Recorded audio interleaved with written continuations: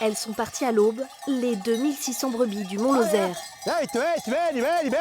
La cadence est soutenue. Devant elles, une marche de plus de 30 km jusqu'à leur bergerie. Ces 4 troupeaux viennent de passer plus de 2 mois à 1700 mètres d'altitude. C'était assez sec, il y a eu quoi, 4 jours de pluie dans tout l'été, mais en général, un temps sec comme ça est quand même favorable à la brebis et à la blanche de Lozère en particulier. Donc non, c'est une estive relativement bonne pour les brebis, quoi. Une bonne estive, malgré une difficile cohabitation avec le plus gros prédateur de la région, le loup. Présent sur le Mont-Lozère depuis plusieurs années, comme l'a expérimenté cet éleveur 8 jours plus tôt. J'étais au milieu du bois et je voyais le troupeau qui arrivait vers moi. Les brebis étaient à une cinquantaine de mètres de moi.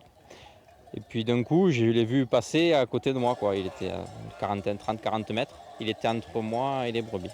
L'éleveur parvient à le faire fuir et à éviter l'attaque, mais cette fois seulement.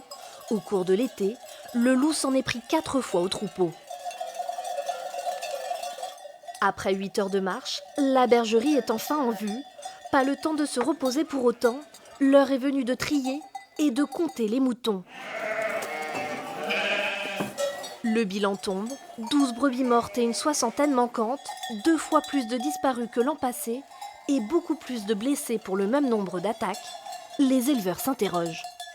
On ne sait pas s'il y en a un, s'il y en a plusieurs, parce que voilà, on a eu des attaques, des morsures vraiment bizarres cette année qu'on n'a pas eu l'habitude de voir. Voilà, beaucoup de griffures, donc du coup on se fait un peu de soucis par rapport à ça, parce que voilà, ça peut être des petits et voilà, qui apprennent à chasser. Et voilà. La plupart des brebis resteront à l'intérieur de la bergerie pour agneller, mais les autres profiteront encore des prairies jusqu'au début de l'hiver. Pour les éleveurs, une dernière crainte, que le loup les ait suivis.